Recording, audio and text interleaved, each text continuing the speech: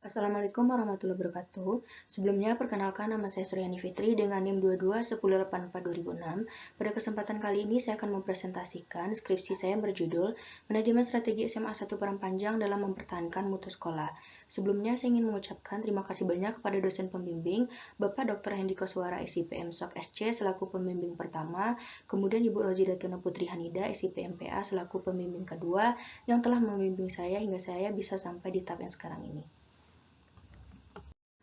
Penelitian saya ini dilatar belakangi dari mutu pendidikan di Indonesia masih jauh tertinggal jika dibandingkan dengan negara lainnya.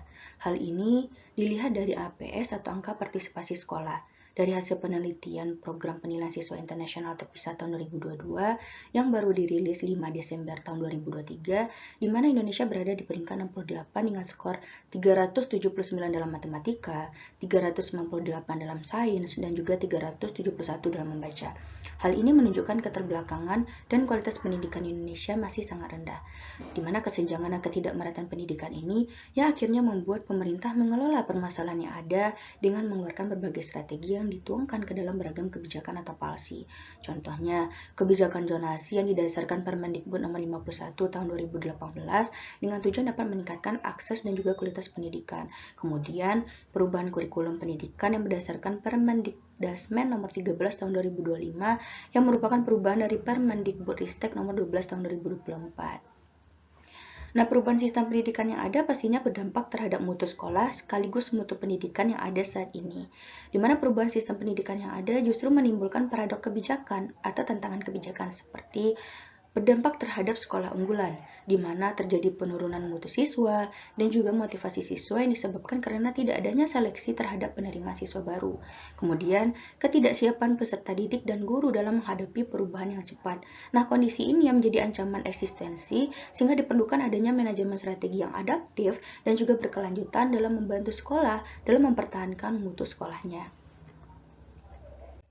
Kemudian, pengelolaan pendidikan haruslah mengacu kepada Undang-Undang Nomor 20 Tahun 2003 tentang Sistem Pendidikan Nasional. Kemudian, mutu sekolah dalam hal ini tercermin melalui akreditasi sebagai indikator kelayakan berdasarkan Standar Nasional Pendidikan Pasal 1 Ayat 22 dalam Undang-Undang Nomor 20 Tahun 2003. Adapun alasan peneliti memilih lokus yang pertama, secara umum, Kota Parangpanjang memiliki capaian pendidikan yang baik, dibuktikan dari tingginya APS di tingkat Provinsi Sumatera Barat. Kemudian, berdasarkan kondisi tadi, SMA 1 Parangpanjang dipilih sebagai lokus penelitian karena merupakan sekolah unggulan dengan rekam jejak prestasi yang baik. Nah, adapun fenomena teoritis dan empiris dalam penelitian ini, dalam upaya mempertahankan mutu, ternyata SMA 1 Parangpanjang masih menghadapi tantangan, yaitu tantangan internal dan juga tantangan eksternal. Adapun tantangan internalnya yaitu adanya dinamika input peserta didik, kemudian keterbatasan tenaga pendidik berstatus ASN, kualifikasi SDM, dan juga sarana prasarana sekolah. Kemudian dari segi tantangan eksternal juga terjadi dinamika kebijakan pendidikan dan juga menyebabkan fluktuasi capaian UTBK dari peserta didiknya. Nah, adapun dari latar belakang tadi, ada perumusan masalah pada penelitian ini yaitu bagaimana manajemen strategi di SMA 1 Parangpanjang dan upaya mempertahankan mutu sekolah. Kemudian, tujuan penelitian ini yaitu untuk menganalisis dan juga mendeskripsikan pelaksanaan manajemen strategi yang digunakan oleh SMA 1 Parangpanjang dalam upaya mempertahankan mutu sekolah. Untuk studi penelitian yang relevan, di sini peneliti menggunakan 5 penelitian terdahulu. Yang pertama ada penelitian dari Oki Darmawan pada tahun 2022 dengan judul Manajemen Strategik dalam Peningkatan Kualitas Pendidikan di Sekolah Menengah Atas Negeri 1 Metro Lampung. Kemudian juga ada penelitian dari Ahya Rashidi pada tahun 2022 dengan judul Manajemen Strategik dan Boarding School dalam meningkatkan mutu pendidikan pondok pesantren dengan studi kasus DMA Sheikh Zainuddin NW Anjani.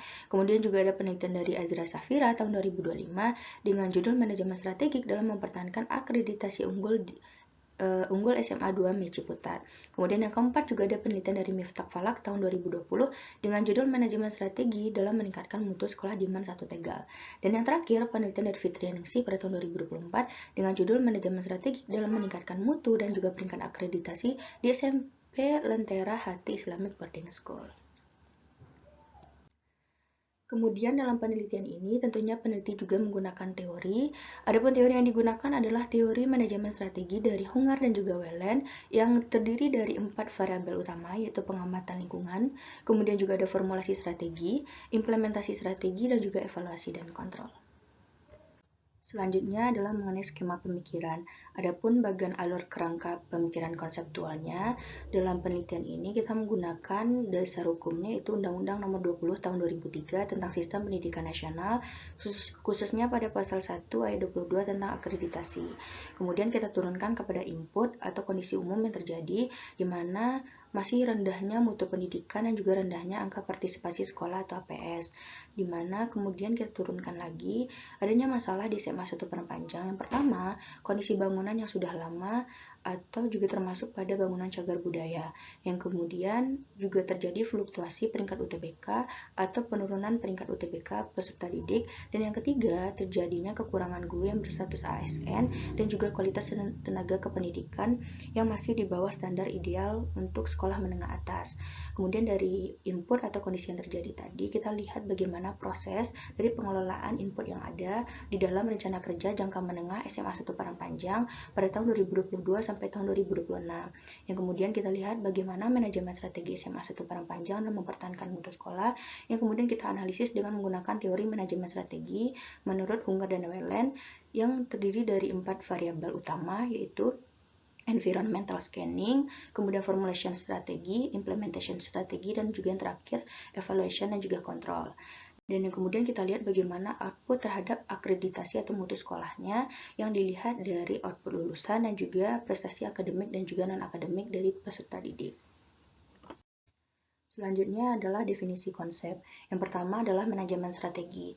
Manajemen strategi merupakan serangkaian aktivitas perencanaan, implementasi, dan juga evaluasi yang dilakukan secara sistematis untuk mencapai tujuan organisasi dalam jangka panjang. Yang kedua, mutu sekolah dalam hal ini dikorelasikan dengan pencapaian sekolah, di mana sekolah dapat mencapai atau bahkan melampaui harapan pengguna layanan pendidikan, terutama dari segi proses dan juga hasil pendidikan. Keberhasilan atau mutu sekolah dalam hal ini dapat dihubungkan dengan akreditasi sekolah yang di dalamnya terdiri dari beberapa indikator seperti standar isi, standar proses, standar kompetensi lulusan, standar pendidik, standar sarana prasarana, standar pengelolaan, standar pembiayaan, dan terakhir standar penilaian pendidikan. Di mana mutu sekolah dalam hal ini lebih dikaitkan dengan keberhasilan sekolah dalam mengimplementasikan 8 standar yang termasuk ke dalam standar nasional pendidikan atau SNP, terutama dilihat dari kualitas lulusannya. Dengan demikian, penelitian ini berfokus pada penerapan manajemen strategi dalam mempertahankan mutu sekolah.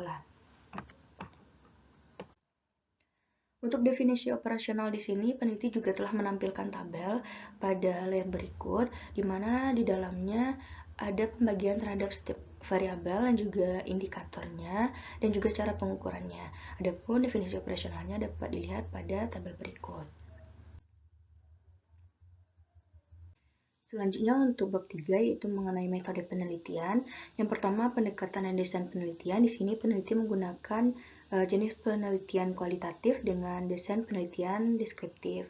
Yang kedua, untuk teknik pengumpulan data, dalam mengumpulkan data dan juga informasi, tentunya peneliti di sini menggunakan beberapa teknik pengumpulan data. Yang pertama adalah observasi, di mana observasi ini peneliti lakukan dengan peneliti turun langsung ke lapangan dan juga mengamati bagaimana program dan juga pelaksanaan di lapangan. Yang kedua yaitu melalui wawancara dengan menggunakan deep interview dengan melihat perspektif dari informan itu sendiri. Contohnya dalam hal ini melakukan wawancara dengan kepala sekolah. Yang ketiga tentunya melakukan dengan teknik dokumentasi dengan melihat rekaman peristiwa di masa lalu, baik itu dari gambar, dari rekaman video dan sebagainya.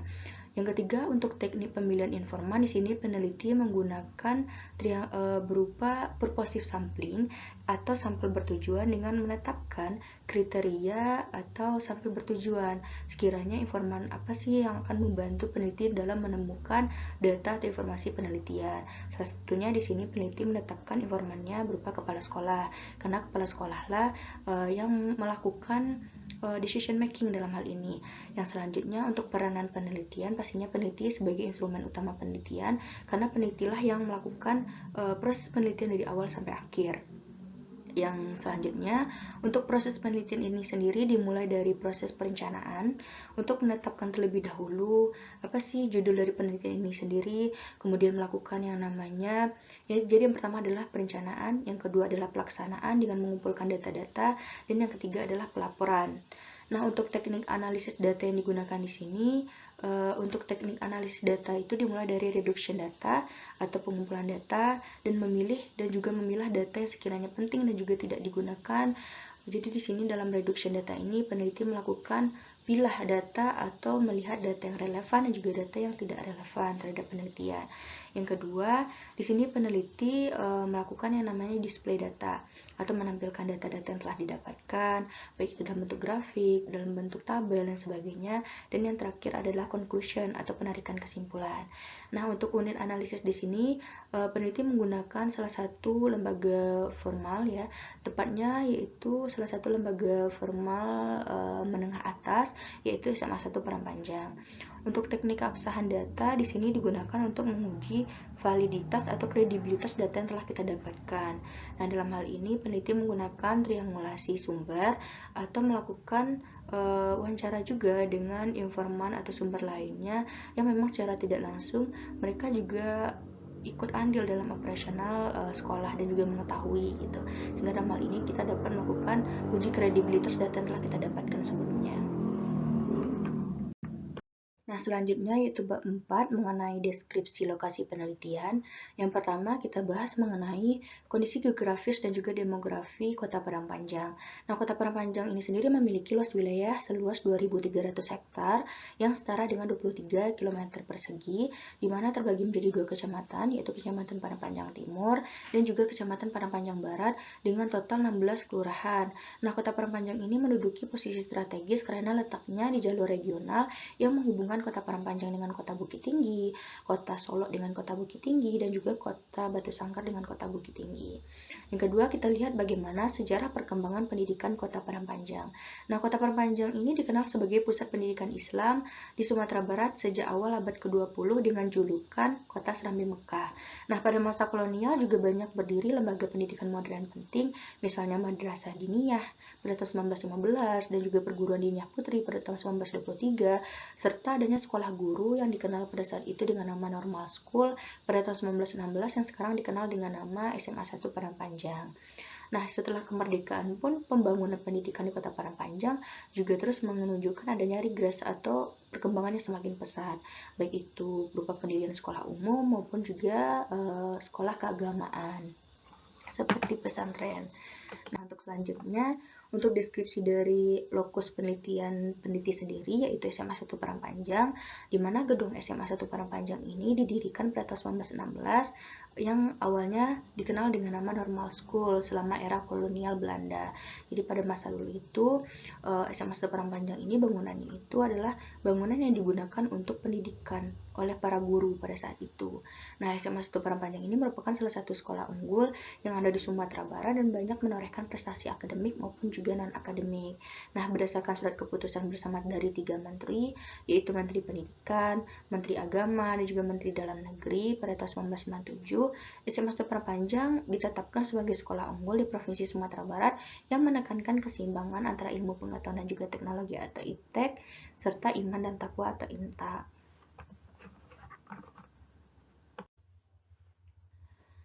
Nah, selanjutnya yaitu mengenai hasil penelitian.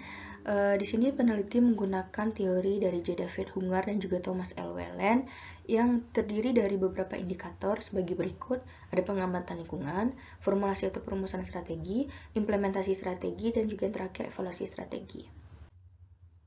Yang pertama kita masuk pada indikator yang variabel pertama yaitu pengamatan lingkungan, di mana pengamatan lingkungan ini juga terbagi dua, yaitu lingkungan eksternal dan juga lingkungan internal. Yang pertama adalah lingkungan eksternal.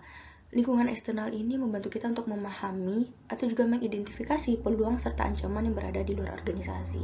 Setelah melakukan wawancara dan juga analisis, adapun peluang yang dimiliki sekolah yang pertama, kuatnya nilai religi berupa adat besandi syarak besandi kitabullah dapat menjadi strategic aset dalam mengembangkan berbagai program yang selaras dengan nilai-nilai pada masyarakat. Kemudian, kerjasama dengan berbagai lembaga eksternal. Dalam hal ini, sekolah banyak membangun MOU dengan berbagai lembaga, baik itu universitas, lembaga publikasi, dan juga sebagainya. Kemudian, potensi dukungan alumni dan juga masyarakat dalam bentuk kontribusi dana, pelatihan, serta beasiswa bagi siswa yang berprestasi juga menjadi peluang bagi sekolah. Kemudian, SMA 1 Prambanan juga mendapatkan dana bos kinerja prestasi, sehingga dapat dimanfaatkan dalam meningkatkan mutu sekolah, terutama untuk membiayai kegiatan siswa seperti Olimpiade.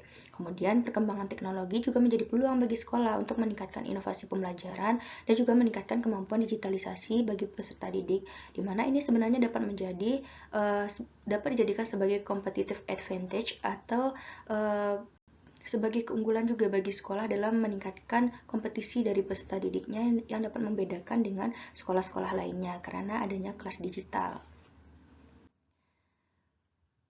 Selanjutnya, di sini ada pun tantangan di balik peluang yang dimiliki atau opportunity dari sekolah. Sebenarnya sekolah juga menghadapi tantangan atau ancaman. Yang pertama, perubahan kebijakan atau dinamika kebijakan pendidikan yang cepat itu menuntut sekolah adaptif terhadap kurikulum dan juga sistem asesmen yang baru. Kemudian dalam kegiatan MOU ini dengan berbagai pihak, sekolah juga menghadapi tantangan berupa anggaran, karena penggunaan anggaran sekolah ini butuh pertanggungjawaban dan juga SOP di dalamnya. Kemudian perkembangan zaman serta semakin meningkatnya arus globalisasi menjadi ancaman terhadap nilai-nilai dan juga budaya sekolah, sehingga juga dapat menyebabkan penurunan sikap dan juga karakter peserta didik. Kemudian, perubahan input peserta didik dari pelaksanaan kebijakan zonasi juga menjadi tantangan bagi sekolah. Kemudian tantangan di bagian SDM, di mana kebanyakan guru-guru di SMA 1 Padang ini adalah guru yang sudah berumur, sehingga penggunaan pembelajaran digital dan juga pemanfaatan teknologi dan pembelajaran juga merupakan salah satu tantangan untuk guru. Dalam kegiatan publikasi ini, sekolah juga menghadapi tantangan berupa tenaga publikasi yang kurang pada saat sekarang, karena untuk tenaga PPID sekarang ini juga dalam kondisi kosong dan langsung dihandle oleh wakil humas, sehingga ini juga menjadi tantangan juga bagi sekolah. Selanjutnya kita masuk pada lingkungan internal. Sama dengan lingkungan eksternal tadi, lingkungan internal ini dapat membantu kita untuk mengidentifikasi kekuatan serta kelemahan yang berada di dalam organisasi. Adapun kekuatan yang dimiliki oleh sekolah, yang pertama, memiliki citra positif dan juga reputasi kuat sebagai sekolah unggulan di Sumatera Barat. Yang kedua, memiliki struktur organisasi yang terorganisir dengan adanya distribusi tugas yang jelas. Yang selanjutnya, SMA 1 Padang memiliki intangible strategic asset atau aset strategi tidak berwujud, seperti budaya disiplinnya, budaya karakternya, budaya literasi, dan juga budaya berprestasi. Dan juga yang terakhir adalah budaya peduli lingkungan atau dikenal dengan budaya 7K yang dapat mendukung terwujudnya tujuan organisasi. Di balik kekuatan yang dimiliki oleh sekolah, ternyata juga ada kelemahan. Adapun kelemahan yang dimiliki oleh sekolah dalam hal ini yang pertama adalah keterbatasan sarana dan prasarana. Terutama dalam hal ini kebutuhan kelas yang belum sesuai dengan jumlah rombel siswa. Masih ada kekurangan dalam hal ini total kekurangan itu ada 2 kelas. Selanjutnya dari segi bangunan gedung seperti ruang guru dan juga beberapa kelas yang dinilai tidak layak oleh Dinas PUPR gitu. Selanjutnya juga terjadi ketidakpastian anggaran. Kondisi ini disebabkan karena larangan adanya pungutan SPP kepada siswa. Sekarang tidak ada lagi pungutan SPP yang pada zaman dahulunya itu ditetapkan kepada setiap siswa itu 140.000 per masing-masing siswa. Namun sekarang tidak ada lagi dan diganti dengan sumbangan sukarela. Kemudian juga ada kelemahan berupa tingkat kualifikasi tenaga kependidikan di SMA 1 Padang Panjang yang masih di bawah standar minimal ideal untuk lembaga pendidikan menengah atas. Selanjutnya dari analisis terhadap pengamatan lingkungan ini, kita melakukan yang namanya formulasi strategi atau perumusan strategi. Adapun misi dari sekolah, misi itu kan merupakan bentuk penjabaran berupa upaya-upaya yang dirumuskan untuk mewujudkan visi organisasi. SMA 1 Padang sendiri memiliki visi berupa mewujudkan sekolah unggul yang berlandaskan nilai religi, berbudaya, berdaya saing global, dan juga peduli lingkungan. Misi SMA 1 Perpanjang ini dijabarkan ke dalam 11 langkah utama. Penjabaran visi SMA 1 Perpanjang ke dalam 11 misi ini merupakan bentuk penyelarasan yang bertujuan agar cita-cita besar sekolah tidak hanya berhenti sebagai jargon, melainkan menjadi panduan kerja yang nyata. Berdasarkan pemaparan di atas, itu memperlihatkan bahwa SMA 1 Perpanjang telah berhasil merumuskan misi yang linier dan juga sportif terhadap pencapaian visi strategi sekolah. Misi sekolah tidak hanya berfungsi sebagai panduan administratif, tetapi sebagai instrumen diferensiasi yang membedakan sekolah ini dengan sekolah lainnya, karena di SMA 1 Perpanjang ini kan mengintegrasikan antara pendidikan agama dan juga iptek. Kemudian yang kedua adalah tujuan. Tujuan itu kan merupakan hasil yang ingin dicapai dan biasanya lebih terukur dan bersifat kuantitatif. Untuk tahun 2025 ini SMA 1 Perpanjang memiliki 18 tujuan yang ingin dicapai, di mana diarahkan pada peningkatan mutu pendidikan, penguatan karakter peserta didik, peningkatan prestasi akademik dan juga non-akademik melalui peningkatan daya saing lulusan. Hal ini dapat dilihat sebagai benang merah yang sangat kuat antara tujuan spesifik yang akan diraih oleh sekolah untuk mempertahankan mutu sekolah. Dengan tujuan ini, SMA 1 Perpanjang telah memperlihatkan bagaimana mereka melakukan manajerial yang efektif untuk memastikan bahwa setiap strategi yang dijalankan itu berada dalam koridor yang sama untuk dapat merealisasikan visi dan misi sekolah. Kemudian yang ketiga adalah strategi. Strategi itu kan merupakan perencanaan yang bersifat komprehensif yang menjelaskan secara detail bagaimana organisasi dapat mencapai misi dan tujuan organisasi. Nah, strategi yang diterapkan oleh SMA 1 Perpanjang mempertahankan mutu sekolah secara umum itu mengacu kepada 8 Standar Nasional Pendidikan atau SMP tadi, di mana perumusan juga menunjukkan adanya strategic alignment atau keselarasan strategi yang menunjukkan bahwa setiap program berkontribusi langsung pada penguatan pilar-pilar organisasi. Namun mengerucutkan dari 8 Standar Nasional Pendidikan ini, SMA 1 Perpanjang memiliki beberapa strategi. Yang pertama adanya program unggulan berupa IMTAK, kemudian juga ada program peningkatan prestasi bidang akademik, juga ada program peningkatan prestasi bidang non-akademik, kegiatan kesiswaan, dan program peningkatan mutu lulusan yang saling berinteraksi untuk mewujudkan visi, misi, dan tujuan sekolah. Yang terakhir adalah kebijakan. Kebijakan itu kan merupakan suatu pedoman atau arahan umum dalam pengambilan keputusan dan tindakan yang membantu organisasi dalam melaksanakan strategi organisasi. Dalam hal ini, SMA 1 Perpanjang dalam kegiatan operasional pendidikannya telah mengacu pada Undang-Undang nomor 23 tahun 2003 tentang Sistem Pendidikan Nasional. Selain itu, setiap program dan kegiatan sekolah yang ada tampaknya juga telah diselaraskan dengan tujuan dari RPJMD Provinsi Sumatera Barat dan juga Renstra Dinas Pendidikan Provinsi Sumatera Barat. Dengan demikian dapat dilihat bahwa kegiatan dan juga berupa program atau aktivitas di SMA 1 Perpanjang ini telah disusun berdasarkan pada peraturan yang lebih tinggi. Selanjutnya kita masuk pada variabel yang ketiga, yaitu implementasi strategi. Dari tahap formulasi tadi, rancangan terhadap program atau kegiatan itu tidak hanya berhenti sebagai rancangan saja, tetapi diimplementasikan oleh sekolah atau dilaksanakan. Yang pertama kita lihat bahwa program itu kan merupakan serangkaian aktivitas yang terakomodasi dan dirancang untuk mewujudkan misi dan tujuan organisasi, sehingga pelaksanaan program ini harus dilakukan secara efektif. Dalam upaya mempertahankan dan juga meningkatkan mutu, SMA 1 Perpanjang telah memiliki beberapa program. Ada program unggulannya berupa IMTAK, program peningkatan prestasi bidang akademik, non-akademik, kegiatan kesiswaan, dan juga program peningkatan mutu lulusan. Pada dasarnya program sekolah ini tidak hanya sekedar rancangan dalam meningkatkan mutu sekolah, tetapi merupakan strategic action yang dalam pelaksanaannya didukung oleh strategic partnership. Namun dalam implementasinya masih ditemukan kendala seperti schedule mismatch dan juga rendahnya partisipasi peserta didik. Oleh karena itu diperlukan optimalisasi agar pelaksanaan program dapat selaras dengan perencanaan. Yang kedua kita lihat dari segi anggaran. Anggaran itu di mana anggaran itu merupakan program yang dinyatakan dalam satuan uang yang berfungsi sebagai sarana perencanaan dan pengendalian kegiatan organisasi. Untuk sumber pendanaan sekolah utama tentunya berasal dari dana BOS. Selanjutnya juga ada dana-dana tambahan lainnya seperti dari sumbangan pembangunan sukarela dari orang tua, dari alumni, dan juga ada dari BOS kinerja prestasi yang didapatkan oleh sekolah. Namun jika dilihat dari perencanaan dan juga realisasi anggaran di sekolah, itu menunjukkan adanya regresi atau penurunan daya serap.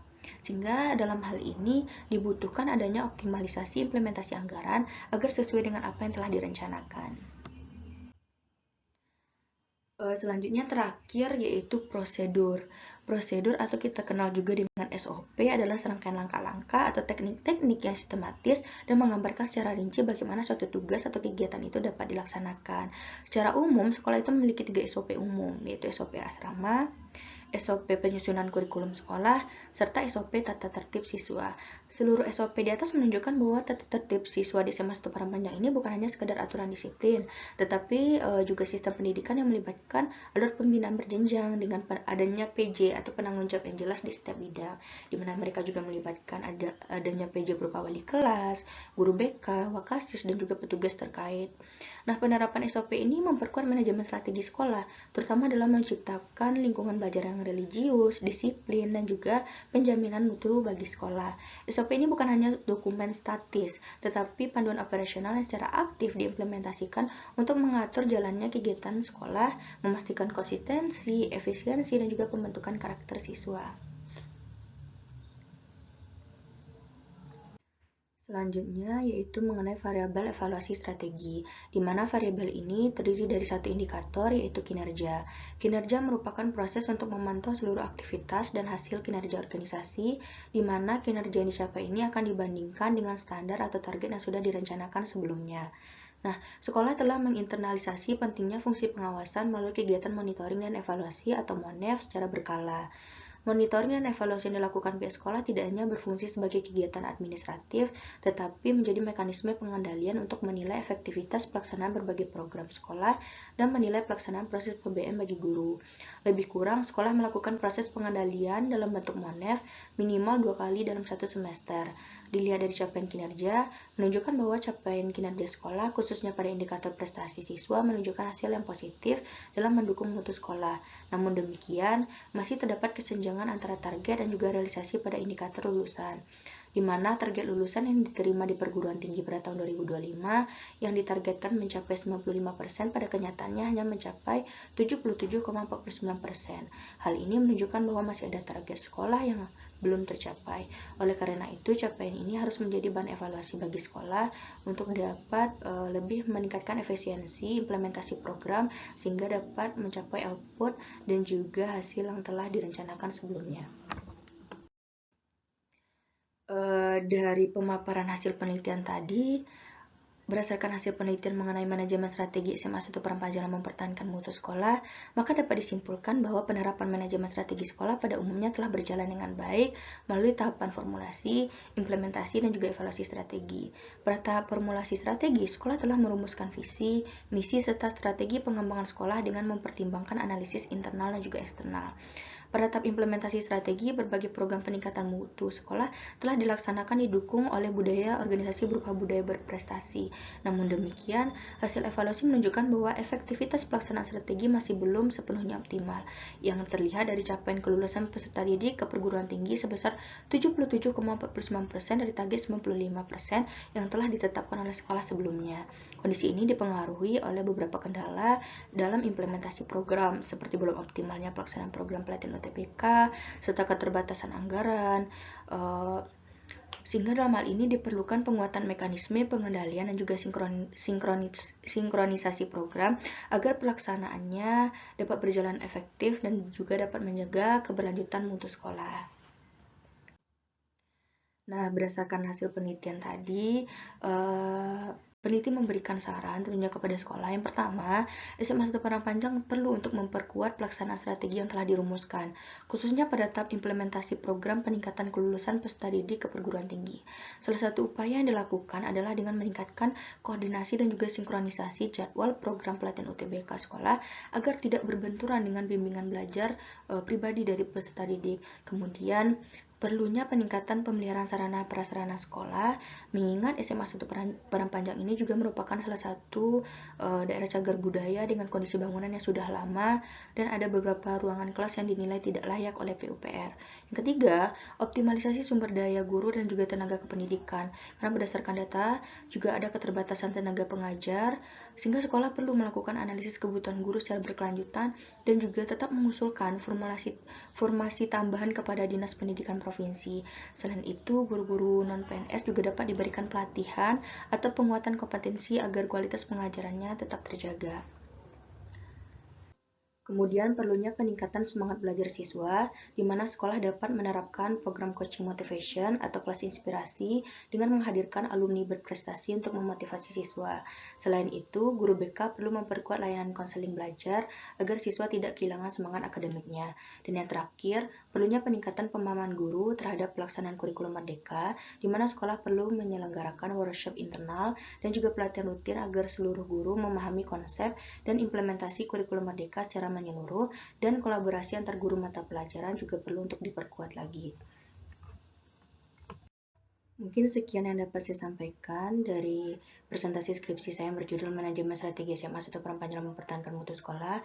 Terkurang dan terlebih saya mohon maaf. Assalamualaikum warahmatullahi wabarakatuh.